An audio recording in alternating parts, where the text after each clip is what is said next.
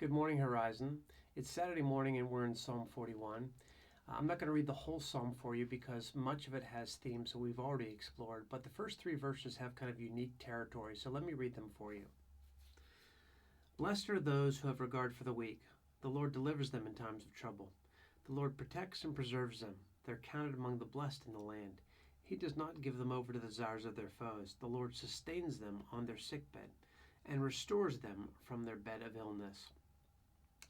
If you want to find a theme that you can find throughout the history of Israel, throughout the writing of Scripture, in every genre, in every time, one of them will be this heart God has for the poor, for the marginalized, the disenfranchised, the oppressed, the stranger, the alien, the widow, the orphan.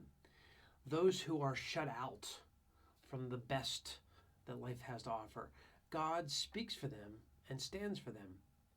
In fact, here the psalmist says, listen, if you want to get on God's good side, care for the poor, care for the disenfranchised, because then God will care for you.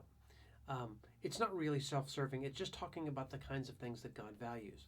But let me just trot you through some of the scriptures, how this is expressed in different times. If I took you to Isaiah 58, God is chiding his people for their religious observance of fasting. They're really good at it. And he says this to them. Is this the kind of fast I have chosen, only a day for people to humble themselves? Verse 5 of 58. Is not this the kind of fasting I have chosen, to loose the chains of injustice and untie the cords of the yoke, to set the oppressed free and to break every yoke? Is it not to share your food with the hungry and to provide the poor wanderer with shelter, to see the naked and clothe them, to not turn away from your flesh and blood? Then your light will break forth like the dawn, and your healing will quickly appear. Your righteousness will go before you, and the glory of the Lord will be your rear guard.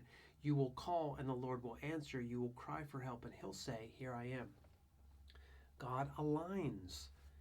When you align with the poor, God is for you, Isaiah says. Well, let's trot over the Gospels. Matthew 25. Jesus tells three stories, the third of which is hard to hear, because Jesus basically separates in this parable the sheep and the goats.